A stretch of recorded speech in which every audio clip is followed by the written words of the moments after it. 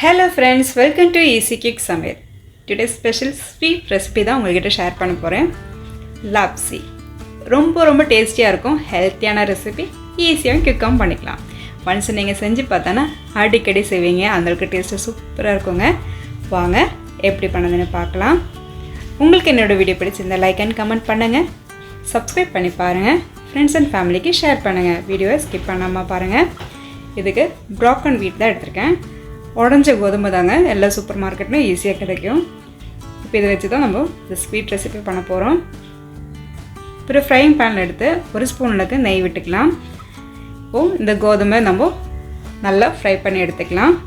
ஒரு கப் அளவுக்கு எடுத்துருக்கேன். இப்போ நல்லா ஃப்ரை பண்ணி எடுத்துக்கலாம். ஒரு 5 மினிட்ஸு போதுங்க, நல்லா வதக்கி எடுத்துக்கலாம். நம்ம இப்போ நல்லா வறுபட்டுடுச்சு. இப்போ இது கூட நம்ம தண்ணியும் பாலும் சேர்த்து நல்லா வேக வச்சு எடுத்துக்கலாம். இப்போ 2 கப் அளவுக்கு தண்ணி சேர்த்துருக்கேன். 1 கப் அளவுக்கு பாலும் சேர்த்துக்கலாம். நல்லா வேக வச்சு எடுத்துக்கலாம்.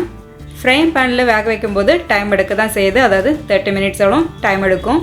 நீங்கள் குக்கரில் வேக வைக்க இருந்தோன்னா ஒரு 10 நிமிஷத்தில் நம்ம வேக வச்சு எடுத்துக்கலாம். அதாவது 1 கப் அளவுக்கு ப்ராக்கன் வீட்ஸ் எடுத்தோன்னா 2 கப் அளவுக்கு தண்ணி, 2 கப் அளவுக்கு பால் விட்டு ஒரு 3 விசில் போட்டால் போதுங்க, ஈஸியாக வந்துடும். ஒரு 50 மினிட்ஸுக்கு அப்புறமா நம்ம ஓப்பன் பண்ணி பார்த்தோன்னா ஓரளவுக்கு தண்ணியும் பால் எல்லாமே கம்மியாக வந்திருக்கு. இப்போ நல்லா ஒன்று மிக்ஸ் பண்ணி எடுத்துக்கலாம். ஓரளவுக்கு வெந்திருக்குங்க இந்த டைமில். அதே மாதிரி இந்த தண்ணி எல்லாமே நல்லா கம்மியாகணும், நல்லா ட்ரை ஆகணும். அப்போ தான் ப்ரௌன் சுகர் சேர்க்கும்போது கரெக்டான திக்னஸ் நமக்கு கிடைக்கும். இன்னும் ஒரு 5 மினிட்ஸு இன்னும் கொஞ்சம் குக் ஆகட்டும். கோதுமை வேக வைக்க தாங்க டைம் எடுக்குது. மற்றபடி எல்லா ப்ராசஸும் ரொம்ப சிம்பிளாக இருக்கும். இப்போது ஒரு 5 மினிட்ஸ் கழிச்சு ஓப்பன் பண்ணி பார்த்தோன்னா பாருங்கள், பால் தண்ணி எல்லாமே நல்லா வற்றி வந்திருக்கு. இந்த ஸ்டேஜில் நம்ம சுகர் சேர்த்துக்கலாம். சுகர் சேர்க்கும் போது இன்னும் கொஞ்சம் லிக்விடாக மாறிடும். அதனால நல்லா தண்ணி வற்றிய பிறகு நீங்கள் ப்ரௌன் சுகர் சேர்த்துக்கோங்க. இப்போது 1.5 கப் அளவுக்கு நான் ப்ரௌன் சுகர் சேர்த்துருக்கேன். நீங்கள் சுகர் கம்மி பண்ணணும்னு நினச்சா 1 கப்போളം போட்டால் போதும். இப்போது நல்லா மிக்ஸ் பண்ணி எடுத்துக்கலாம்.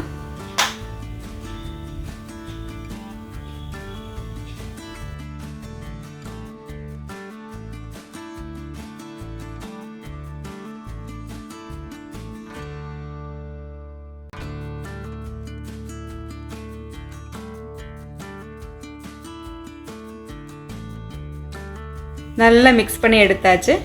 இப்போது மணத்துக்காக ஒரு ஸ்பூன் அளவுக்கு ஏலக்காவும், ஸ்வீட் பேலன்ஸ் பண்ணதுக்காக ஒரு நுள் உப்பும் சேர்த்து ஒன்று நல்லா மிக்ஸ் பண்ணி எடுத்துக்கலாம்.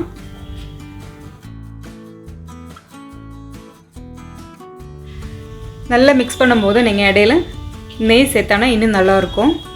இப்போ நான் 2 டேபிள் ஸ்பூன் அளவுக்கு நெய் சேர்த்து இன்னும் கொஞ்சம் நல்லா மிக்ஸ் பண்ணி எடுத்துக்கிறேன்.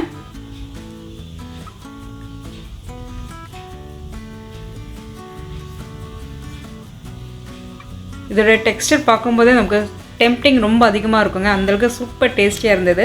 ஒன்ஸ் நீங்கள் செஞ்சு பாருங்கள்.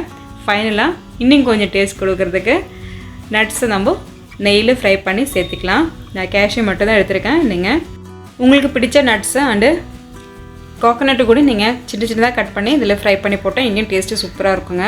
இப்போ நல்லா மிக்ஸ் பண்ணி எடுத்தோன்னா நம்மளோட லாப்ஸி ரெடி ஆகிடுச்சு. நீங்கள் வீட்டில் இந்த மாதிரி செஞ்சு கொடுத்து பாருங்கள். அடிக்கடி செய்ய சொல்லுவாங்க. அந்தளவுக்கு டேஸ்ட்டு சூப்பராக இருக்குங்க. என்ஜாய் பண்ணி சாப்பிடுங்க. ஆரோக்கியமாக வாழுங்க. தேங்க்ஸ் ஃபார் வாட்சிங்.